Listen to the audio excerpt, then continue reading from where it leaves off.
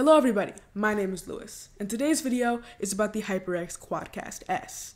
This is a premium gaming microphone from HyperX, and today I'm going to review it. I stole that line from Dr. Miro. Alright, so let me start on with the features. On the top, there's a tap to mute sensor. On the bottom, there is volume control, and you also have a shock mount, which will protect against vibrations. And then on the back of the microphone, you have a USB Type-C port, aux 3.5mm ports, and the coolest and most unique part about this microphone, a polar pattern selector. A polar pattern is where the microphone picks up. Right now it's on cardioid, so it will pick up on the front of the microphone. But if you switch it to any of the other modes, like say omnidirectional, it will pick up on all sides. I'm going to get into that a little bit later, but now it's time for what's in the box. Alright, so when you open up your HyperX Quadcast box, you'll receive 4 things. The microphone itself, boring old manuals you don't care about, a 10-foot or 3-meter long USB Type-C cable, and an adapter to allow you to mount this microphone on a boom arm. They keep it pretty simple, and that's great. With that out of the way, let me get a little more in depth about that polar pattern selector feature I was talking about earlier. Conveniently, HyperX already made a chart that showcases a bunch of use cases for each polar pattern. So I'm going to go put that up on screen and explain it. So they explain it pretty well here, but I'm going to get a little more in depth. The symbol will be what the polar pattern corresponds to on the microphone. The sound direction is where it takes sound from. And then it says the name of the polar pattern and a couple of possible use cases for each one. However, you don't have to go by these. You can use these in any way you like, as long as it's obviously taking the fullest quality. So starting off with stereo, this takes sound from the front, left, and right. This could be used in maybe 3-man podcasts, but most people will use it for vocals or instruments. It would be better to use the next one, which is omnidirectional, which takes from all sides. This makes the microphone the most versatile microphone ever because it doesn't just have to be for one person or one use case. It can be for anything. You need to record vocals? Put it on stereo. You need to do a 4-person podcast? Put it on omnidirectional. It doesn't matter what you could ever possibly use this for because this can do everything. And that's why I think this is still the best microphone, but let me continue explaining the chart before I talk about my opinion. Next is cardioid. This is the one that I'm currently on, and it just records the front of the microphone to minimize background noise that may be behind you, and will pick you up in the fullest quality possible. Next is bidirectional, which records from the front and back, and as you can see by the possible uses, it can be used for face-to-face interviews, or anything that's recording sound from the front and back. That makes this the most versatile microphone ever. So, with that all out of the way, and you having a pretty firm grasp on just about everything this microphone has to offer, what are your opinions? Put them down in the comments below. But now it's time for mine. And as you heard before, I think this is the best microphone you could spend your money on.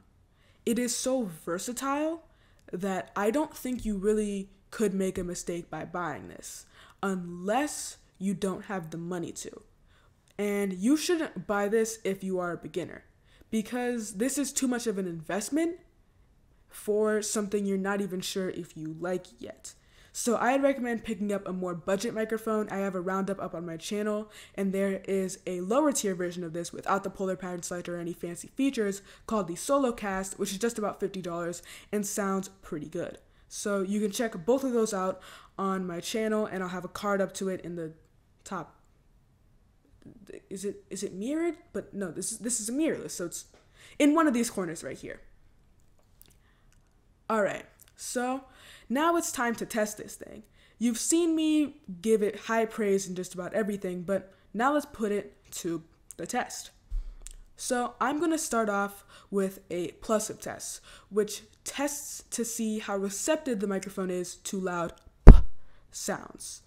Normally, you don't want that loud windy effect, and according to HyperX, there is an internal pop filter, so it should be able to do pretty good. But it doesn't. I'm going to go ahead and play the test for you guys here. Peter Piper picked a pickled pepper. Peter Piper picked a pickled pepper.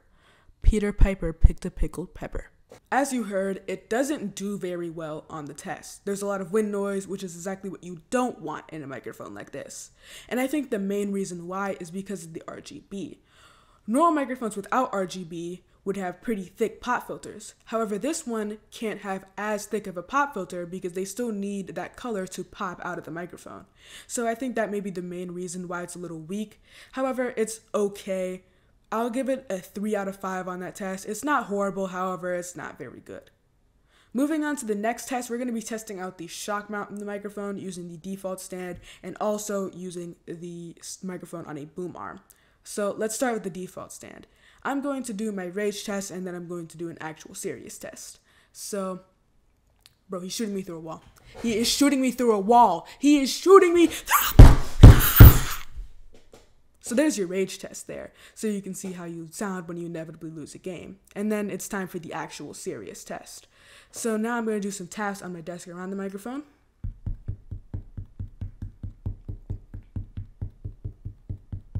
And then some bangs. I'd say it does pretty decent on this test. I'm going to give it a full 5 out of 5 because it doesn't pick up a lot of the rumbling noises that some other microphones may pick up without a shock mount. So it does pretty well on this, and I don't want to give it too close of a score to 3 out of 5 because it isn't bad at all, and it's really good for a microphone that is sitting on the desk. So applause, HyperX. Now for the shock mount test on the boom arm, we're just going to do the same thing, light taps and then heavy bangs.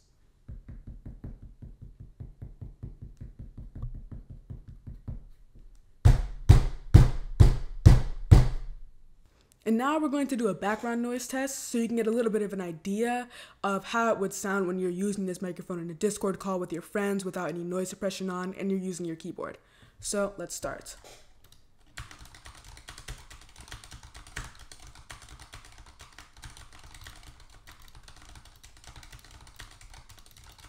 There's your background noise test.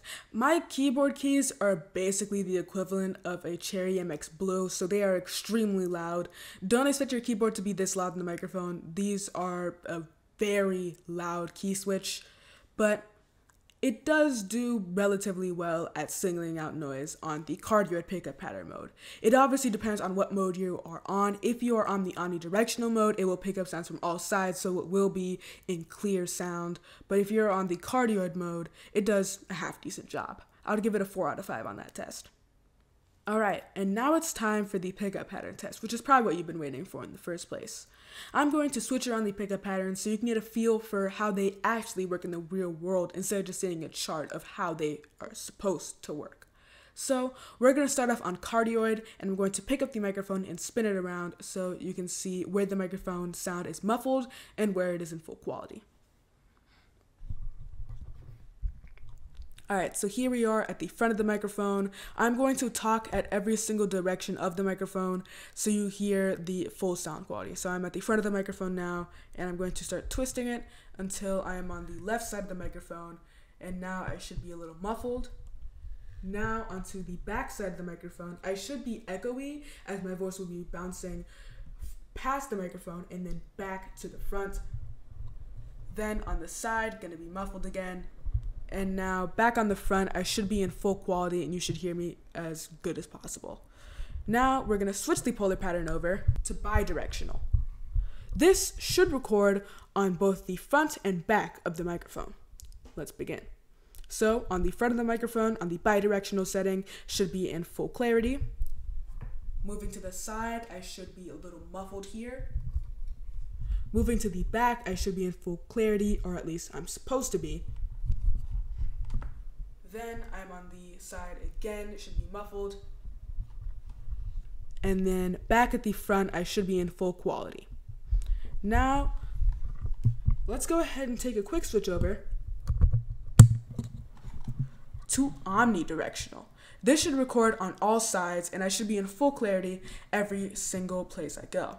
So starting off at the front, full quality. Starting off at the side, I should also be in full quality.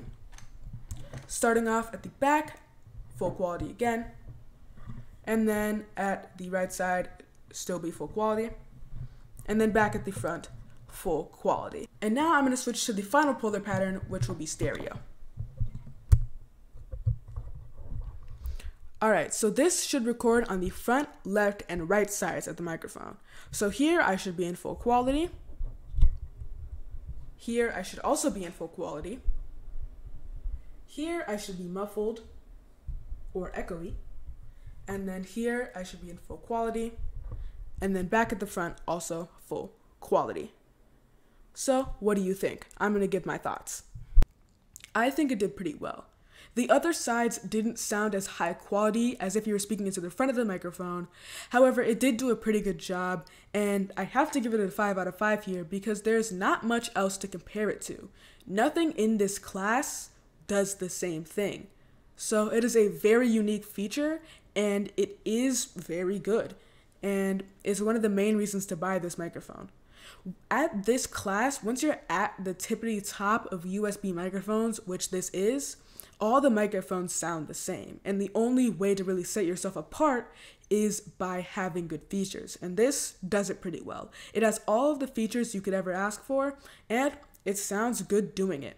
So if you're looking for a premium microphone to pick up in 2022, this is your main man. It's got looks, it's got features, and it has got it all. So I hope you enjoyed this video, and I hope it helped you with your purchase. If it did, you can use the links down below. They're sponsored links. So if you purchase from that link, I'll get maybe 5 cents, and you don't have to pay anything extra. So this has been Lewis, and I'm out. Peace.